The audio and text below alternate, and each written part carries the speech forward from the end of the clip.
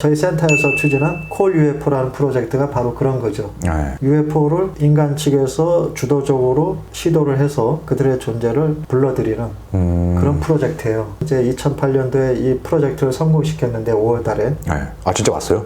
예, 맞습니다. 성공했습니다.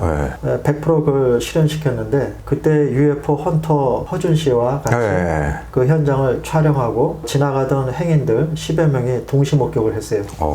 근데 너무 놀라운 거는 네. 소름 끼치는 거는 네. 발광 비행 물체가 바로 제 머리 위에 있던 거예요. 그렇게 가까이 왔어요? 네, 거의 200-300m 네. 상공. 그렇게 굉장히 낮게 떴는데 언제 왔는지도 모르는데 네. 우리 헌터 허준 씨가 UFO 출연했다 그러는 거예요. 네. 그래서 하늘을 떡 쳐다보는데 없는 거예요. 네. 전방을 난 쳐다봤죠. 안 보이는데 어디 있다는 거냐? 그랬더니 바로 머리 위에 있다는 거예요. 네. 그래서 머리를 이렇게 90도로 꺾어가지고 제가 봤더니 정말 입이 딱 벌어지는 네.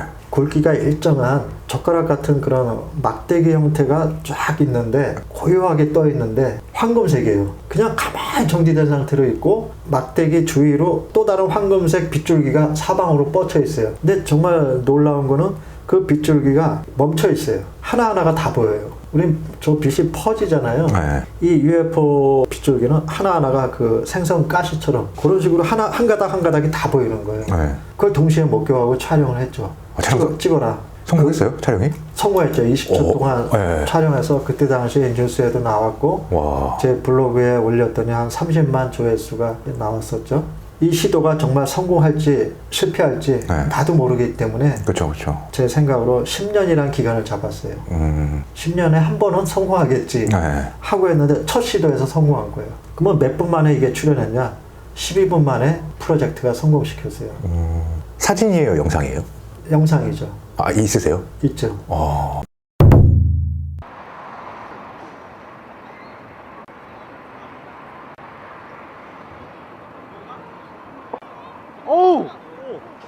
찍었어, 나 찍었어. 쌍안경으로 보세요, 쌍안경으로. 쌍안경으로.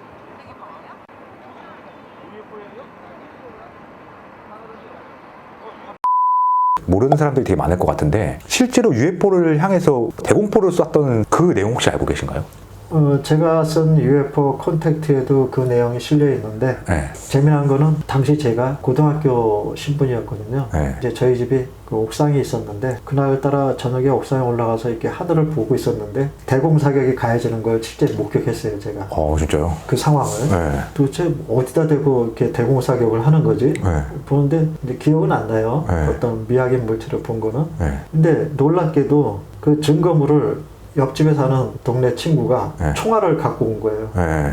그 대공사격 시 발사된 네. 총알이. 보니까 이 손바닥만 해요. 항공기 격추용 실탄인 거죠. 그래서 이게 바로 우리 집 지붕을 뚫고 떨어진 총알이다. 어저께 발사된. 네. 그래서 깜짝 놀랐죠. 사건 개요를 간단하게 말씀드리면 1976년도 10월 달인가 그랬습니다.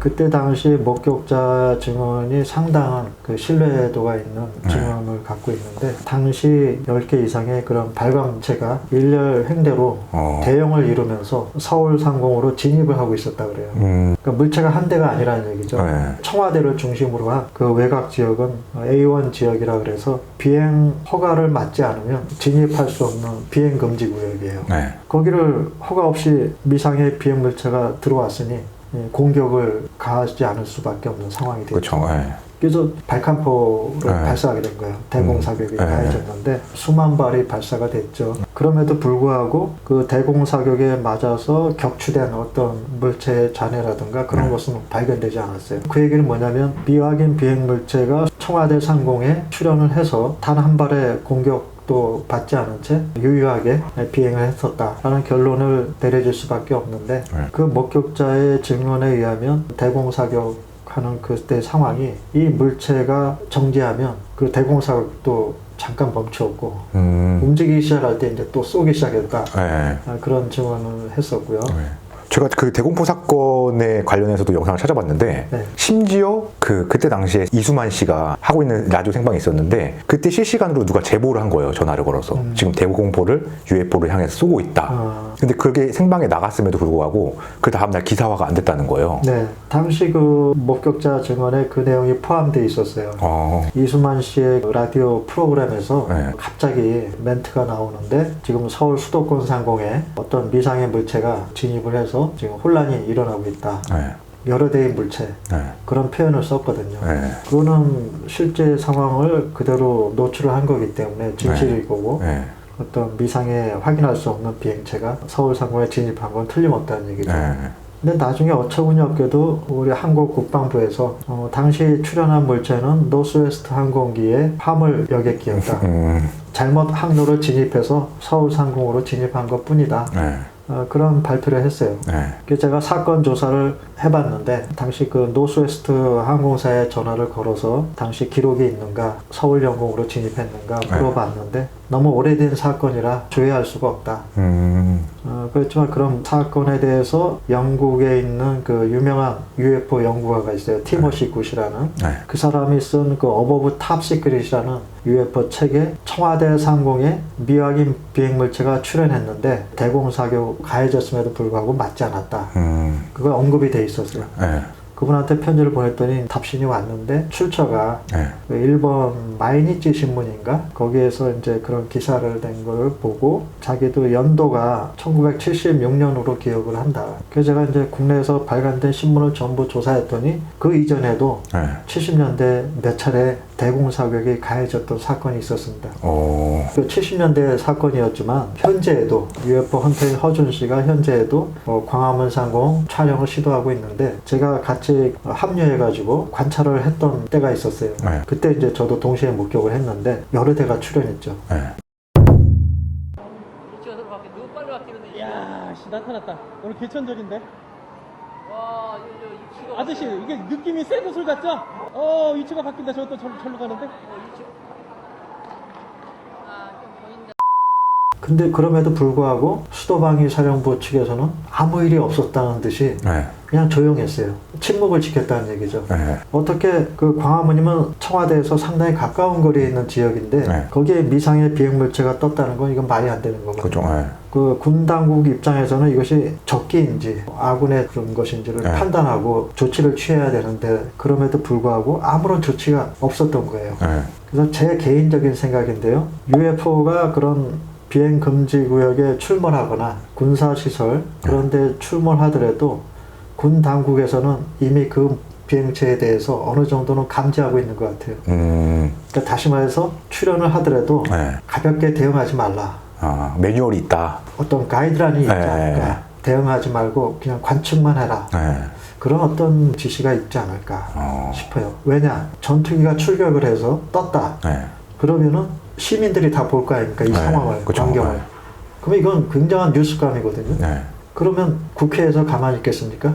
어디 수도권 상공에 이런 미상의 비행물체가 나타났는데 정부 차원에서 그동안 UFO에 대한 뭐 조사 기구라든가 그런 게 없었냐? 네.